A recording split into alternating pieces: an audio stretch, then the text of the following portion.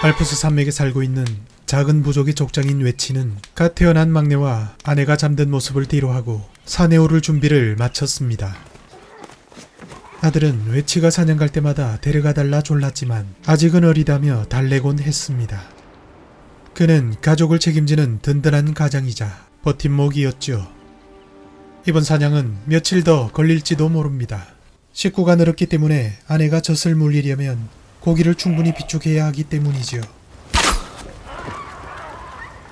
그 사이 마을엔 어두운 그림자가 들이오는데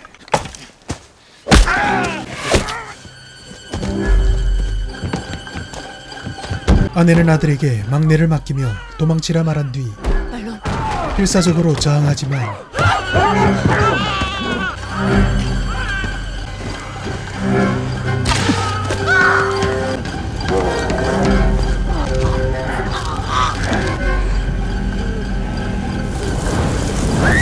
놈들은 여자와 아이들을 가리지 않고 무참히 사륙하며 복수의 빌미를 남기지 않았습니다. 평소와 다른 불안함에 일손이 잡히지 않는 외치.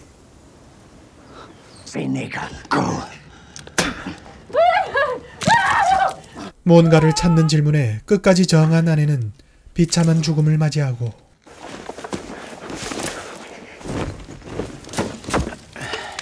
놈들은 결국 원하던 것을 찾게 됩니다. 그들이 찾고 있던 것은 부족에서 신성하게 여기는 보물이었고 그 보물을 뺏기 위해 부족을 습격한 것입니다.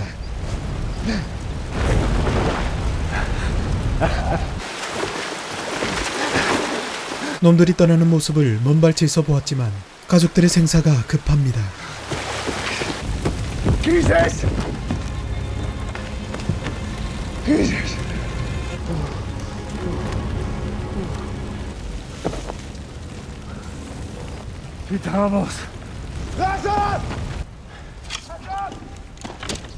외치는 혹시라도 숨어있을지 모를 아들을 애타게 불러보지만 아들은 이미 싸늘하게 식어 있었고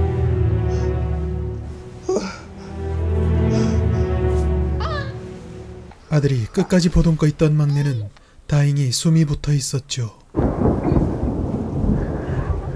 외치의 가슴은 슬픔과 분노로 요동치고 있었고 막내를 꼭 껴안은 채 한참을 그렇게 앉아 있었습니다.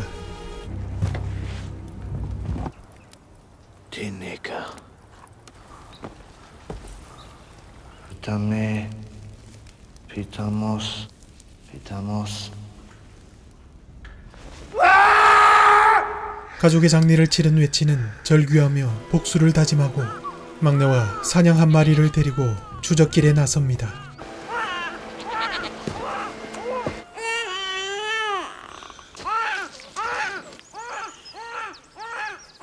사냥을 데리고 온 이유는 막내에게 젖을 물리기 위해서였죠.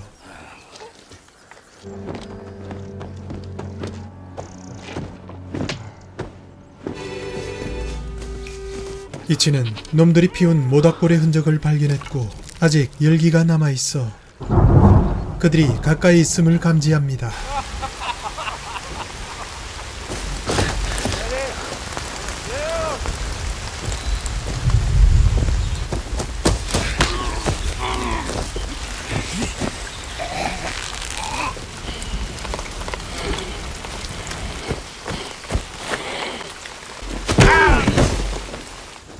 그들 중엔 웬 포로가 한 명 잡혀 있었고 뭔가 쎄한 느낌이 듭니다. 그들은 놈들이 아니라 상인의 물건을 강탈한 다른 엉뚱한 산적들이었던 것입니다.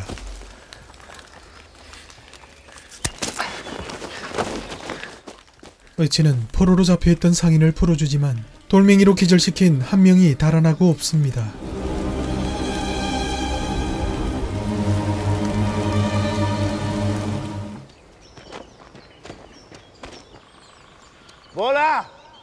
의도가 무엇인지 알 수 없지만 상인은 외치를 졸졸 따라오고 있었습니다.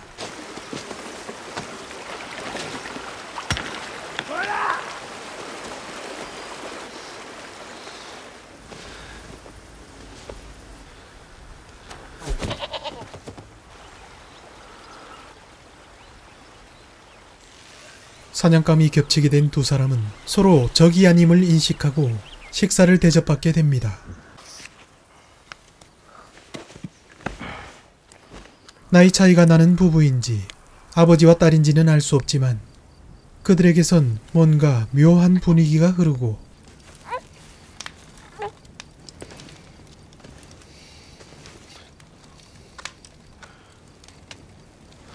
젊은 여성이 아주 적극적으로 달려듭니다.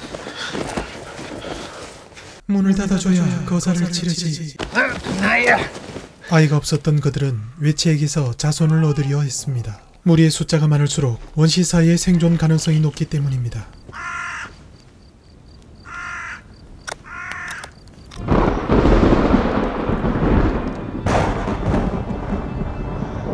밤을 뜬 눈으로 지새며 고민하던 외치는 추격자 입장에서 아기는 짐이 된다는 걸 알고 있습니다. 그들이라면 막내를 안전하게 보살펴 줄 것이라는 생각이 들었고 결국 말없이 막내를 남겨둔 채 묵묵히 추격을 이어나갑니다.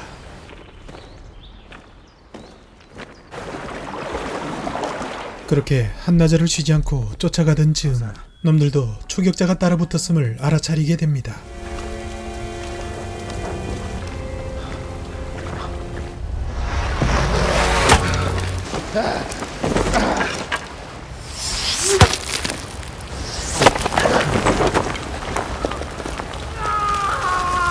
무리한 위치에서 활을 쏘던 놈이 실수로 추락해버리고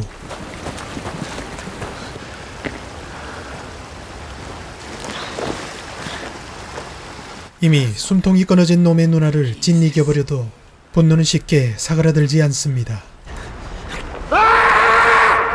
지금 쫓고 있는 놈들은 외체의 원수가 분명했습니다.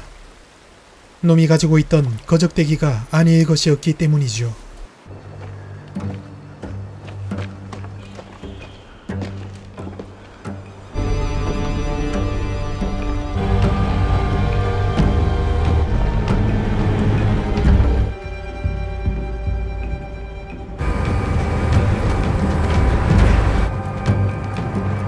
놈들이 걸을 때 외치는 쉬지 않고 뛰었고 설산의 정상에 다다를 때쯤 드디어 놈들의 모습이 눈에 잡힐 듯 가까워지게 되는데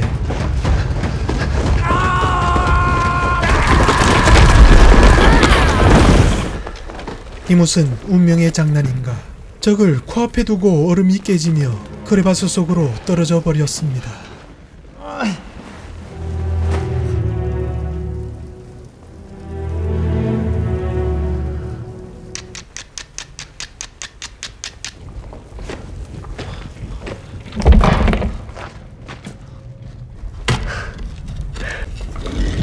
빠져나갈 길 없는 깊은 고동이에 갇혀 죽을 절망감보다 복수하지 못하고 죽어야 하는 원통함이 더 크게 느껴지던 그때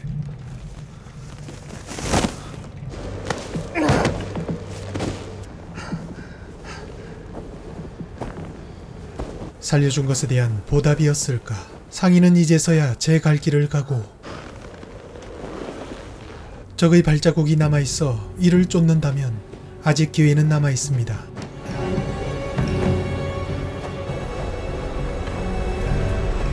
외치는 드디어 놈들의 본거지에 다다르게 됩니다.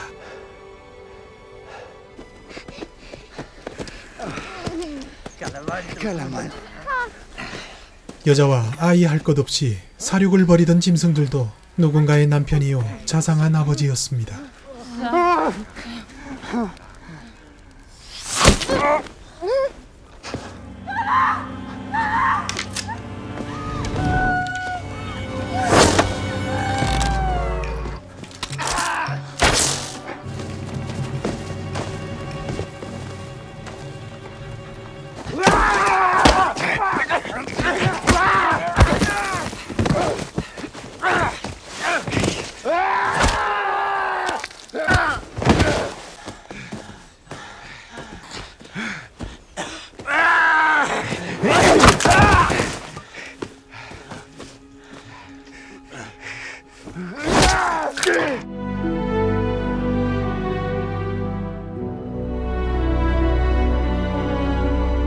외치는 놈들이 그랬던 것처럼 똑같이 대갚아주고 짐승의 씨를 말려버리고 싶은 마음이 순간 잃었지만 아비를 잃은 절망의 눈을 보며 차마 그렇게 할 수는 없었습니다. 놈들이 사륙을 벌이며 빼앗은 신성한 보물의 정체는 한낱 돌조각이었습니다.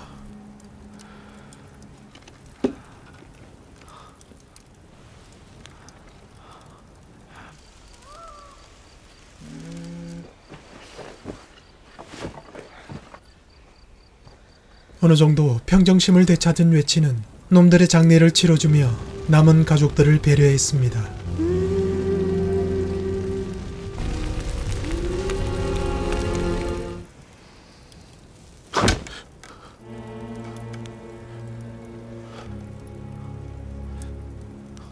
남겨진 적의 가족을 거둬들여 새 가족을 만들 수도 있었지만 외치는 평생 원망과 증오의 대상이 되어 사는 것은 원치 않았습니다.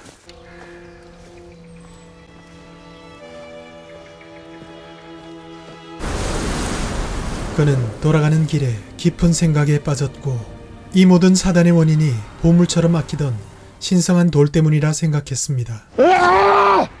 보물을 버리고 나자 비로소 모든 번뇌가 사라졌고 발걸음도 한결 가벼워졌습니다. 하지만 복수가 끝나지 않은 자가 있었습니다.